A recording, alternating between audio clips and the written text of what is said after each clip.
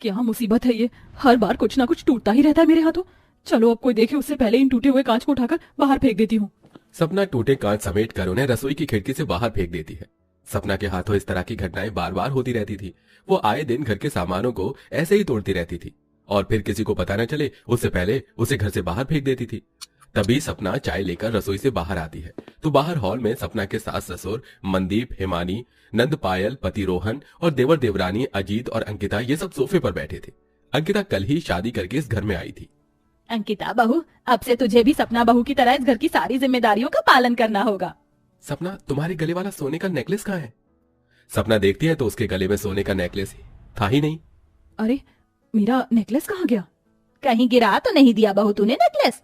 माँ जी, नेकलेस मेरे गले में ही था, पता नहीं अचानक कहाँ गायब हो गया। भाभी, यहीं कहीं गिरा होगा, हम सब ढूंढते हैं उसे। वो नेकलेस 50,000 रुपए का है। तभी सब नेकलेस को ढूंढने लगते हैं। ये बहू भी कितनी लापरवाह है, इतना कीमती नेकलेस पता नहीं कहाँ गुमा दिया इसने। अरे अच्छे से ढूंढो, यहीं कहीं पड़ा होगा नेकलेस। यहाँ आते ही ये क्या टाइम पास चल रहा है। सब काफी समय तक नेकलेस को ढूंढते रहे पर नेकलेस पूरे घर में कहीं भी नहीं था। हिमानी के इस घर में 3 कमरे और एक हॉल था। थोड़े समय बाद सब हॉल में आकर बैठ जाते हैं। पूरा घर छान मारा हमने, नेकलेस का कहीं पता नहीं चला। तो इतनी लापरवाह कैसे हो सकती है सपना बहू? जेठानी जी, आपको नेकलेस को अच्छे से संभाल कर रखना चाहिए था। क्या मतलब अच्छे से रखना चाहिए था? तुम्हें क्या लगता है मैं लापरवाह हूँ, चीजों की कदर नहीं करती हूँ? मेरा मतलब वो नहीं था भाभी।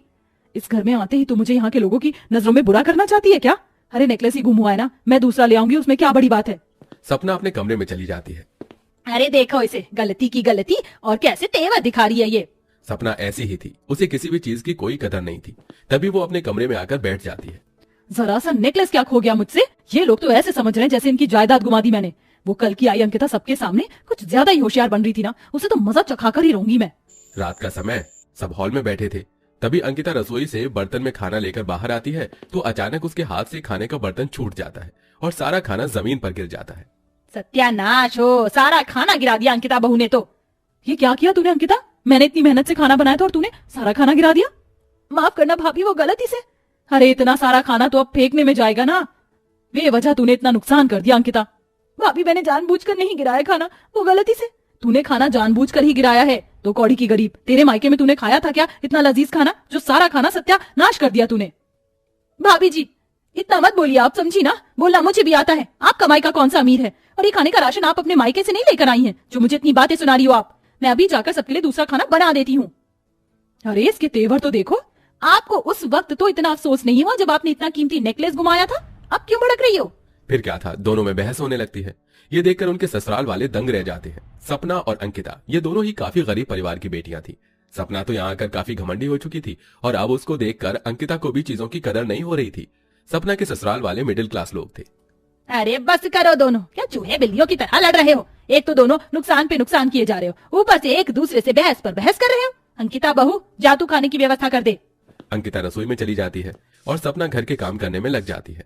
थोड़े समय बाद अंकिता रसोई में बहुत सारा खाना बना देती है। तभी वो खाने को चक्कर देखती है तो उसमें थोड़ा नमक ज्यादा हो चुका था। ओहो, खाने में तो नमक ज्यादा हो गया। ये देखकर तो सब बातें सुनाने लग जाएंगे मुझे, खासकर जेठानी जी। चलो फटाफट ये खाना फेंककर दूसरा खाना बना लेती हूँ।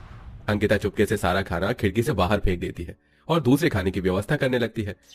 अगले दिन सवेरे रोहन अजीत अपने काम पर चले जाते हैं। रोहन अजीत गांव के पास वाले शहर में ही प्राइवेट नौकरी करते हैं।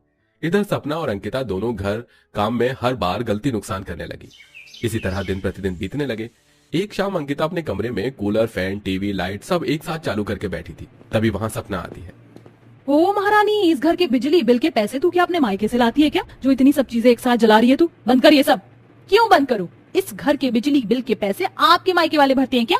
वो 2 कौड़ी की गरीब फटीचर, खबरदार जो मेरे मायके वालों का नाम लिया तो। तेरी औकात तो इस घर की नौकरानी भी बनने की नहीं थी। गरीब फटीचर परिवार की बेटी है तू और यहाँ आकर मुझे ऐसे तेवर दिखा रही है। अपने मायके में देखे थे क्या कभी ऐसे ऐशो आराम? जेठानी जी, जुबान संभाल कर बात कीजिए। फिर क्या था, दोनों में हो जाती है फिर से बहस शुरू। तभी हिमानी, पायल वहां आते हैं और दोनों की बहस खत्म करते हैं। परेशान करके रख दिया है इन दोनों बहुओं ने तो हमें। माँ, बारिश का मौसम शुरू हो रहा है। मैं तो कहती हूँ आप ना दोनों भाभियों को कुछ दिनों के लिए उनके मायके भेज दीजिए, वरना ये दोनों ऐसे ही लड़ते लड़ते हमारी नाक में दम करके रख देंगी। सही कह रही है तो पायल, मैं कल ही दोनों को उनके मायके भेज देती हूँ। कुछ दिन सुकून के तो बीतेंगे हमारे।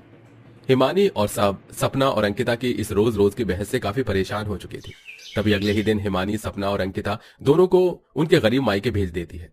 सपना उसी गांव में अपने छोटे से झोपड़े घर अपने मायके में आती है, जहां उसके गरीब माता पिता दामिनी, शेखर और छोटी बहन रिया थी। सपना के मायके वाले बहुत ही गरीब थे। उनका घर काफी छोटा और झोपड़ा घर था। इधर अंकिता भी उसी गांव में अपने छोटे से झोपड़े मायके में आती है, जहां उसके गरीब माता पिता मंगेश और सरला थे। अंकिता का भी घर काफी छोटा और झोपड़ा घर था। रात का समय, अचानक तेज बारिश शुरू हो जाती है। सपना अपने मायके में बैठी थी। अरे बाप रे, बारिश शुरू हो गई। अब फिर से घर में पानी आना शुरू हो जाएगा। इतना कहना ही हुआ था कि तभी शेखर के घर की कमजोर छत से बारिश का पानी टपकना शुरू हो जाता है। बरसात आती हमारी परेशानी शुरू हो जाती है।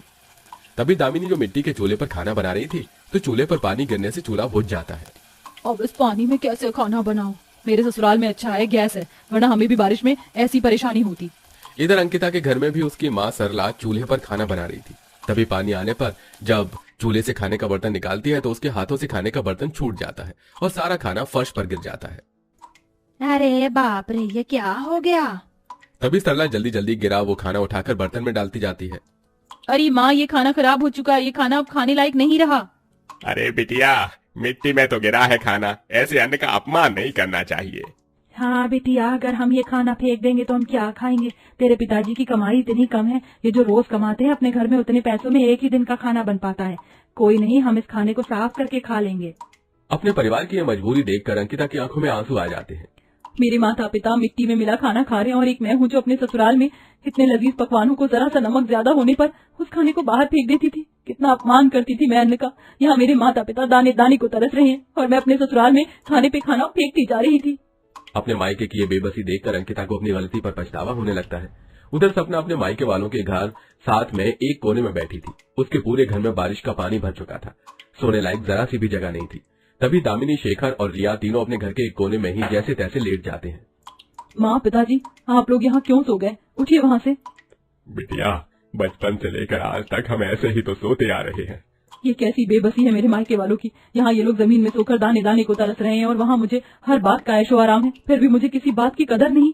अपने मायके की ये तकलीफ देखकर सपना के भी आंखों में आंसू आ जाते हैं। इसी तरह कुछ दिन बीत जाते हैं। एक दिन अचानक तेज तूफानी बारिश के कारण सपना और अंकिता दोनों के मायके का घर टूट जाता है और दोनों ही परिवार वाले बेघर हो जाते हैं। हमारा तो घर ही टूट गया। अब इस बारिश में कहाँ जाएंगे हम? पिताजी, चलिए हम सब मेरे ससुराल चलते हैं। तभी सपना अपने मायके वालों को लेकर अपने ससुराल आती है, तो अंकिता भी अपने घर के टूटने पर अपने मायके वालों को अपने ससुराल लेकर आ जाती है। तभी सब हिमानी को सारी बातें बताते हैं। ओहो, ये तो काफी बुरा हुआ आप लोगों के साथ। अंकिता बिटिया, हमें भूख लगी है। माँ जी घर में खाना बना है क्या? खाना तो नहीं है, कल रात के बासी दाल चावल ही रखे हुए हैं। समधन जी, हम वही खा लेंगे। नहीं, आप लोग बासी खाना क्यों खाएंगे? मैं बना देती हूँ आप सबके लिए खाना। नहीं जेठानी जी, जब घर में खाना है तो बेवजह और खाना बनाकर क्यों बर्बाद करना? हम सब बासी चावल ही खा लेंगे। अन्न का अपमान करना सही नहीं है। ये सुनकर सपना और सब दंग रह जाते हैं। तभी सपना और अंकिता दोनों रसोई में जाकर सबके लिए खाना लेकर आते हैं और सबके साथ खाना खाने लगते हैं। ऐसे ही रात का समय हो जाता है तो सपना बोलती है कि रात का समय हो गया है, पर हम अपने मायके वालों को कहाँ सुलाएंगे? घर में तो कोई और जगह है ही नहीं। अरे बेटा, ये जो जगह इतना बड़ा हॉल है, इसी में ही हम अपना कमरा बना लेते हैं। सब यहीं आ जाएंगे और सो जाएंगे। हाँ और क्या, इस हॉल वाले कमरे में तुम दोनों देवरानी जेठानी के गरीब मायके वाले अच्छे से रह लेंगे। ठीक है काका। इस तरह सब हॉल में ही सोने के लिए बिस्तर लगा देते हैं। तभी दामिनी, शेखर दोनों के पैर में काफी दर्द हो रहा था। उन्हें सालों से पैर दर्द की समस्या थी। तभी सपना शेखर के पैर दबाने लगती है। रिया बिटिया, जरा मेरे पैर दबा दे, तब तक मैं गरम तेल से मालिश ना कर लूं। मुझे मेरे पैर दर्द से छुटकारा नहीं मिलता। काकी जी, लाइए, मैं आपके पैरों की गर्म तेल से मालिश कर देती हूँ। अरे नहीं नहीं अंकिता, तुम क्यों तकलीफ कर रही हो? मैं कर दूंगी माँ के पैरों की मालिश। जेठानी जी, काकी जी मेरी भी तो माँ जैसी है ना। अचानक अंकिता का बर्ताव ऐसे बदलते देखकर सपना दंग रह जाती है। उसके बाद इसी तरह से सपना अंकिता के मायके वालों का खूब ख्याल रखने लगी। चलिए सब टेबल पर नाश्ता कर लीजिए। अरे बेटा, तू यहीं पर हमें नाश्ता दे दे, हमें तो जमीन पर खाने की आदत है। ऐसा है तो आज हम सब भी जमीन पर बैठकर बर्ता करते हैं। हाँ बिल्कुल। इस तरह सभी जमीन पर बैठकर नाश्ता करते हैं। उसके बाद से दोनों देवरानी जेठानी मिलकर एक दूसरे के मायके वालों का ख्याल रखते हैं और ऐसे ही वक्त बीतता है। एक दिन किचन में मैं सबके लिए पकौड़े बना रही हूँ। बारिश के मौसम में सबको पकौड़े खाने पसंद है। तुम बताओ तुम्हारे घर वालों को कौन से पसंद है, मैं बना देती हूँ। वो तो सब खा लेते हैं, आप बना लो। वैसे हमारे मायके वाले कैसे एक कमरे में रहने को मजबूर हैं। हमें इस बारिश के मौसम में उनके लिए घर बनाना होगा। सही कह रही हो दीदी, आज ही मैं इनसे बात करती हूँ। मैं भी। इस तरह से दोनों देवरानी जेठानी सबको पकौड़े खिलाती हैं, सब खुश होते हैं। फिर वो अपने पतियों से बात करती हैं और अपने अपने मायके वालों के लिए छोटा घर पक्का बनवा देती हैं और सब अब अच्छे से रहते हैं।